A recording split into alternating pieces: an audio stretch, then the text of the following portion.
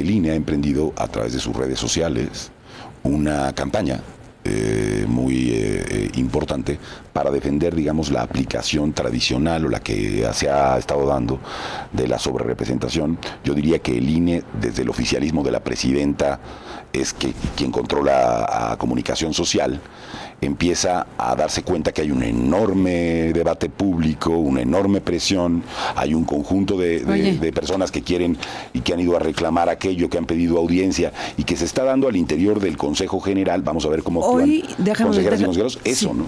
Déjame interrumpirte un segundo, porque hoy con recursos públicos en la conferencia matutina vuelven al tema de la sobrerepresentación y esta persona que lleva una sección que se llama ¿Quiénes quieren las mentiras? Vilchis, ¿no? Ella hace toda una explicación y no me acuerdo el dato, pero dice, se han publicado 120 columnas del tema de la sobrerepresentación como si fuera una cosa gravísima. Yo digo, pues se me hacen pocas.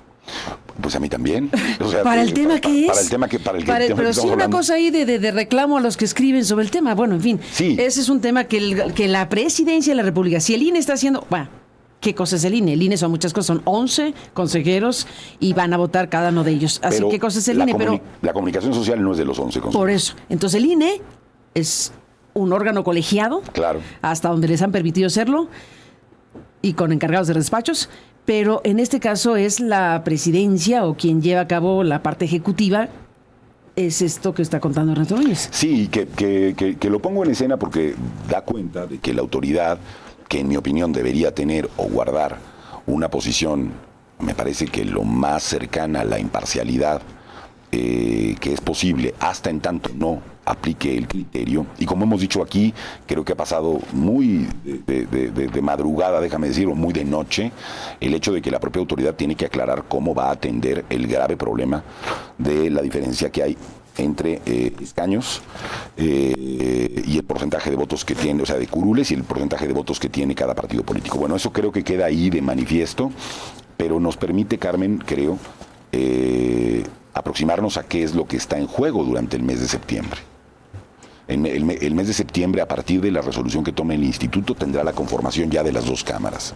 Y lo que ya empezamos a ver es que están empezando a salir dictámenes, incluso en esta legislatura, por parte de la Cámara de Diputados, preparando el territorio de lo que será ese septiembre, en donde desde el oficialismo, desde la herencia que deja el licenciado Andrés Manuel López Obrador como presidente de la República, a lo mejor hay que llamarla al plan C la herencia que va a dejar durante ese tiempo. Como el libro de Castañeda. Como el libro de Castañeda, y además algo tendría que ver con aquel libro. Saludos a Jorge Castañeda. Saludos al güey, al Jorge. La herencia es una demolición del Estado. O sea, la herencia de estos dictámenes, primero, un poco la pena de ver que son dictámenes que no han movido ni los errores ortográficos que traía la propia iniciativa, que no hay un cambio de nada, ¿no?, en aquello que se está poniendo. Nada más hay que ver el de los órganos autónomos. Bueno, lo analizaba José Ramón Cosío aquí y decía que la explicación es vergonzosa, en pocas palabras. Bueno, es que la pluma del amado líder puesta en el dictamen y luego en la Cámara debe ser votado como el amado líder determine.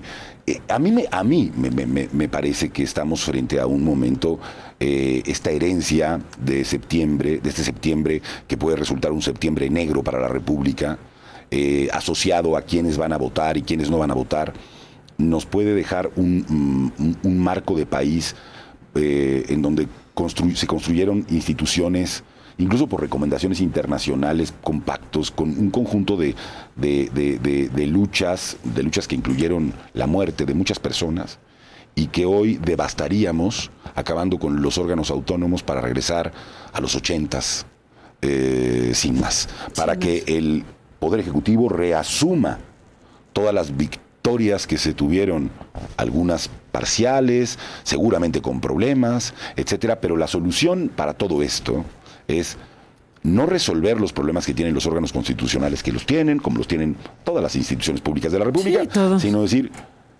déjenme a mí, presidente o nueva presidenta, tener todas aquellas facultades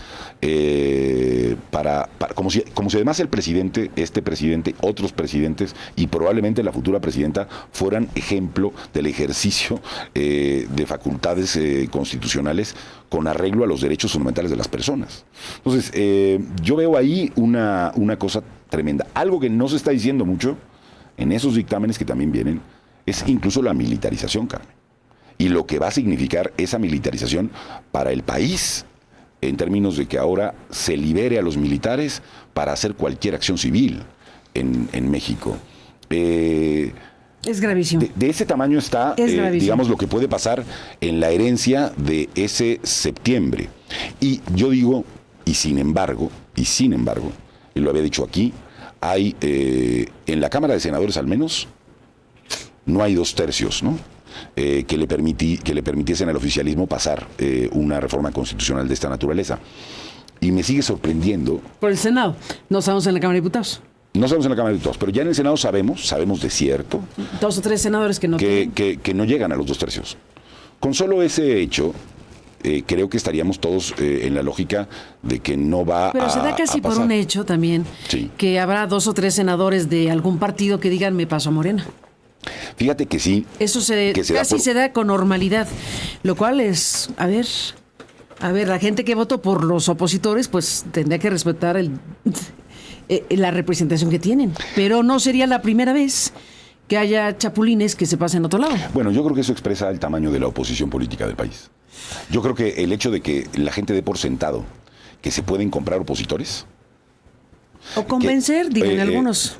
Pues, mira, Carmen, me parece difícil creer que alguien se presentó a las urnas en esta ocasión desde la oposición y esté dispuesto, por ejemplo, a votar la desaparición de los plurinominales, o que esté dispuesto o dispuesta a decir, oiga, está muy bien que acaben con los autónomos, que eliminen el INE, mejor gobernación, mejor, o sea, ¿qué? Digamos, o sea, el que el Poder Judicial se vote. Sí, me parece muy difícil que alguien dentro de desde la oposición. Entonces, me parece que lo veremos tarde, más pronto que tarde. Pero me parece que sí requiere una especial atención. Sí. ¿Quiénes son las personas que son esos senadores y senadoras que llegaron desde la oposición? ¿Cómo se llaman? ¿Y quiénes, como tú, digamos, hipotéticamente planteas, podrían cambiar de opinión? Es que, Carmen, lo que creo que expresa es el estado de corrupción política que hay o puede haber en México con relación a al comportamiento de las oposiciones, Carmen. Porque hay toda una franja que creo que tendremos que ir estudiando de cómo es posible que aquellos liderazgos territoriales llamados, entre otras cosas, gobernadores, por ejemplo, del PRI, terminaron en embajadas de este gobierno en el exterior. Cooptando de esa manera a medio PRI. ¿Por opinión, Carmen? O sea, porque cambiaron de opinión y ahora les pareció muy bien irse para allá, pero nos habla... nos habla de una cooptación total. Pero nos habla de la descomposición de la oposición. De la descomposición de los partidos de oposición, si alguien podría decir que el PRI va a actuar como un opositor o no, hay muchas dudas respecto imagínate con lo que está pasando en el PRI. Con la crisis que tienen hoy en el PRI, una crisis que está asociada a la legitimidad de los opositores. Entonces, ¿A quién le conviene que Alito Moreno se quede de presidente del PRI? A ver... ¿Tienes idea? No lo sé. Supongo que en principio lo veremos. Le trata de convenir a él mismo. Yo no sé eso sí, a él mismo sí. Pero no hablo de él mismo, hablo de políticamente a quién le conviene que Alito Moreno se quede en el PRI. Vamos a verlo. Yo creo que hay que revisar, digamos, a quién puede convenirle esto en relación a las votaciones que se van a tener. Y que el comportamiento de ese partido, el comportamiento del PRI, especialmente, que me parece que es el que tiene el mayor foco en este momento, va a ser determinante para saber si lo que pasa en septiembre, por lo menos en la Cámara de Diputados, Carmen.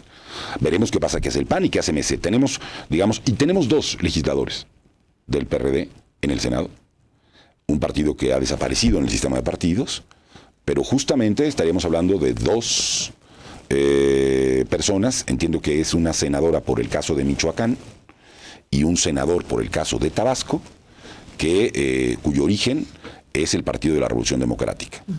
Bueno, vamos a ver cuál es el comportamiento, porque estamos a 2 o 3 votos de cada uno de los legisladores y legisladoras.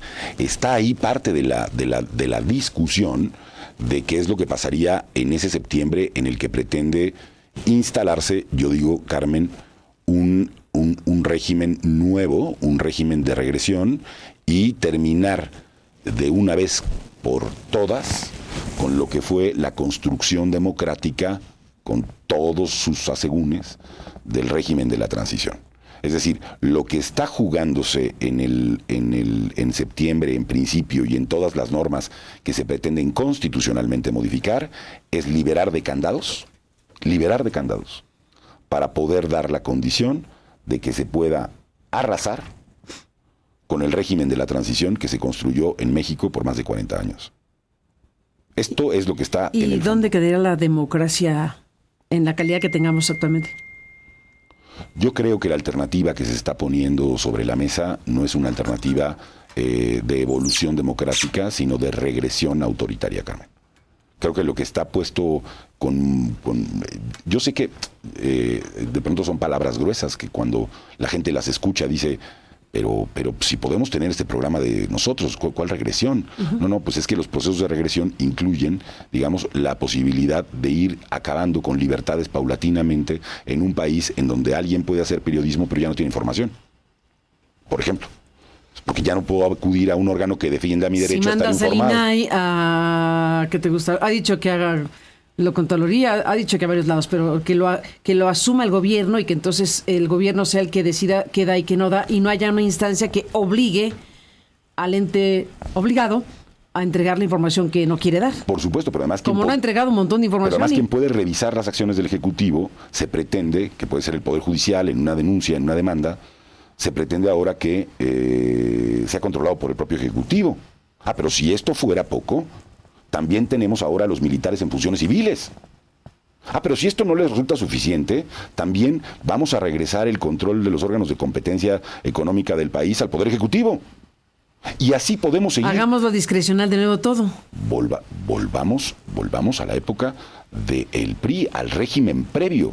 Es que la alternativa no, el problema no es aquí si vamos por una vía democrática o por un modelo democrático o por otro modelo democrático. Yo creo que eso es insostenible a estas alturas. Ojalá ese fuera el dilema. Ojalá estuviéramos en encarnizados debates discutiendo si vamos a ir por un modelo democrático A o un modelo democrático B. Yo decía... Presidencial o parlamentario, como tú dices, discutamos esto, está vamos bueno. A discutir... Eso sí, pero estamos hablando de regresar a los tiempos... A los tiempos del autoritarismo, a los tiempos del partido hegemónico. O sea, ese es nuestro debate. Es que ese es el tema. Bueno, aquí mismo hemos escuchado a los expertos como tú que nos explican. Una cosa es ser partido mayoritario, que lo es y tienen derecho a hacerlo si los votos se los dieron, pero otra cosa es ser partido hegemónico y es otra lógica de ejercicio de poder y de estructuración de poder que no es necesariamente, que no es democrática, y ahí está el gran tema. Ahí está el gran tema. Y no se les está negando el triunfo a nadie. Aquí hubo un triunfo importante y se discute de mil maneras, etcétera, pero aquí el tema es que se tiene que ejercer la mayoría como mayoría, con todo lo que implica efectivamente un modelo democrático, pero en este caso se trata de desmontar instancias que se crearon en esta transición democrática que está siendo incluso desconocida por el régimen, en pocas palabras, ¿no? La propia transición democrática está puesta en discusión sobre la validez histórica que tuvo un proceso que involucró un montón de personas, figuras, partidos, etcétera, etcétera, etcétera, incluido el actual gobierno, incluidas las personas del actual gobierno. Claro, López Obrador jamás hubiera llegado al poder sin el régimen de la transición. Y ahora que resulta hoy pretende demoler. Ahora resulta que esa transición democrática, pues no. Mira, lo grave, lo distante que uno puede tener, la distancia que uno puede tener con planteamientos de estos, que también hay que decírselo al público a veces y a la audiencia, o ponerlo en la conversación. Evidentemente estar en contra de acciones que son, en mi caso, en contra y además, digamos, con argumentos, acciones contrarias a la democracia, no te llevan a decir que todo lo anterior era perfecto. No, hombre, nadie dice eso, todo lo contrario. Pero a ese debate nos llevan, ¿no? Cada ratito. Sí, Oiga, entonces lo que usted quiere es que esté el PRIAN. Óigame, espéreme tantito. Porque además ahí está la biografía de cada quien para hacer la revisión que cada quien quiera de qué es lo que ha hecho en las responsabilidades públicas que ha tenido que tener a su alcance o en las responsabilidades periodísticas que ha tenido que tener.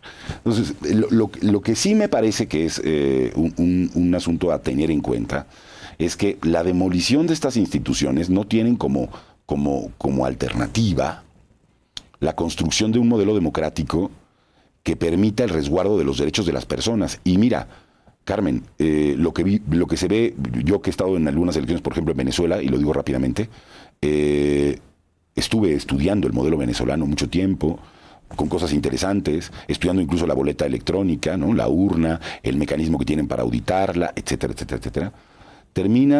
Inicias con procesos de demolición institucional poco a poco, y terminas sin poder publicar, después de una elección, las actas y su resultado. Es decir, el modelo no arrancó ayer. El modelo de destrucción y de secuestro institucional del Poder Judicial, de los órganos constitucionales autónomos, como es el CNE de Venezuela. ¿Autónomo? Bueno, así, constitucionalmente. Constitucionalmente autónomo. Así es, pero por supuesto que tiene presidido por una persona del chavismo, ¿no? De ni me genera el nombre. Sí, Elvis Amoroso. Elvis Amoroso, sí. El rector presidente, digamos, de ese órgano, como se llama allá. Termina en eso. No me concentro en Venezuela, que tiene muchas cosas que platicar sobre el asunto, pero sí nos habla de algo. Con los ejemplos que se quieran, en el área que se quiera, lo que estamos viendo sobre la mesa, lamentablemente, en el poder legislativo del país, como la herencia, como el plan C, esa herencia del plan C, es un plan decididamente hecho para demoler lo que fue la construcción del Estado mexicano durante 40 años. Alfredo Figueroa, no se diga más. Buenos días, gracias por estar aquí. Un abrazo. Volvemos. Alfredo Figueroa, en Aristegui Noticias.